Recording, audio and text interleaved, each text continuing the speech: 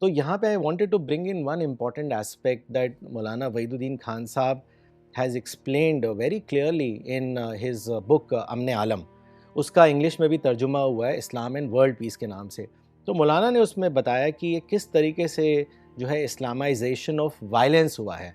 And मौलाना ने उसमें बड़ी क्लियरली चीज़ों को एक्सप्लेन करते हुए बताया कि जब हम कुरान पढ़ते हैं तो we come to know about the first murder that took place in the human history. Prophet Adam had two sons, Cain and Abel. Cain, for personal reasons, killed his brother Abel.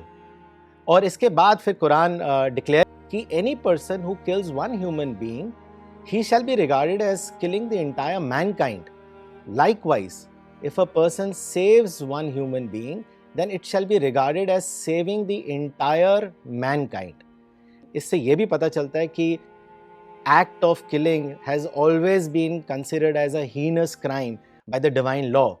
But human history में it was always to a limited extent. कोई personal reason या revenge के basis पे अगर killing करता था तो उसका एक लिमिटेड दायरा होता था। लेकिन आज प्रेजेंट कॉन्टेक्स्ट में अगर हम देखते हैं तो it has taken to a disproportionate level, to mass slaughter, mass murdering, mass killing, like we are seeing in the case of terrorist attack. Why is this so? तो मौलाना साहब ने एक्सप्लेन किया कि उसका रीज़न ये है कि they have taken an ideological basis. Ideological basis is given them ideological justification. जब आप आइडियोलॉजिकल जस्टिफिकेशन लेते हैं तो you don't consider the distinction between the culprit and the innocent because you feel that you are on truth. So anything, anyone who comes in your way, you will try to remove it militarily wise or by force, by violence. So ये जो ideological justification है, that was invented in the first half of the 20th century by the communist. Communism उस time पे came with a revolutionary idea that there should be a classless, stateless society. And for that to happen, to bring in this revolution, one party has to eliminate violently the other party. And अगर आप history देखें तो more than 50 million people were massacred because of this communist ideology.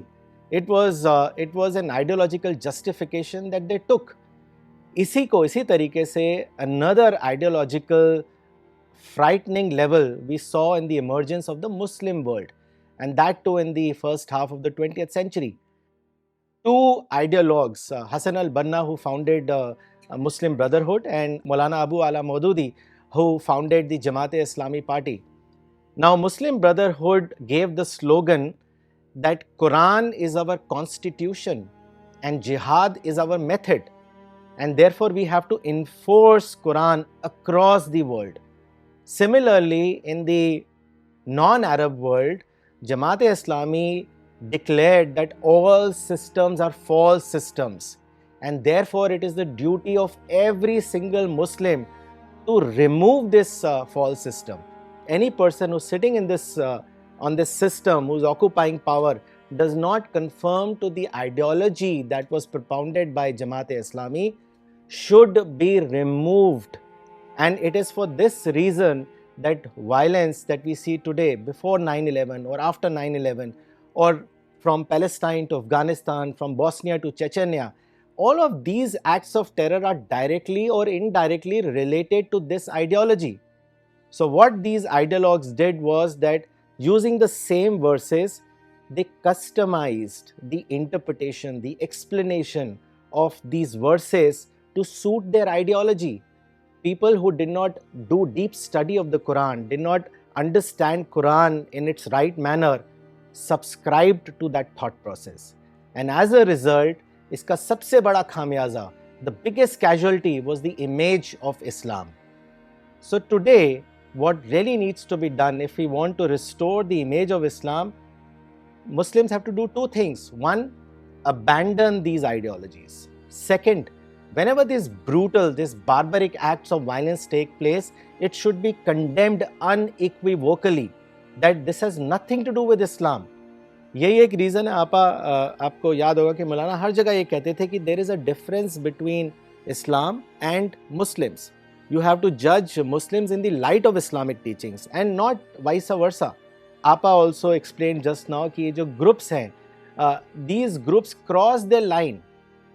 एक group के rights होते हैं और एक स्टेट के राइट्स होते हैं, that is the establish government के राइट्स होते हैं. The groups assume the role of the government. They did not take guidance from the Quran. Quran clearly gave guidance for such groups like Muslim Brotherhood or Jamaat-e-Islami or the likes of those who are engaged in violence. Quran says very clearly in chapter 3 that call others for doing good, enjoin them to do what is right, forbid them for what is wrong, and those who do this shall be successful. This is what these groups had to do, but they crossed the line of rights and they entered into the domain of what was the right of an established government, and which is what Apa explained. So this is something which is very important, which is explained in Maulana Waiduddin Khan's book Islam and World Peace. You must all read it. It's available on CPS website.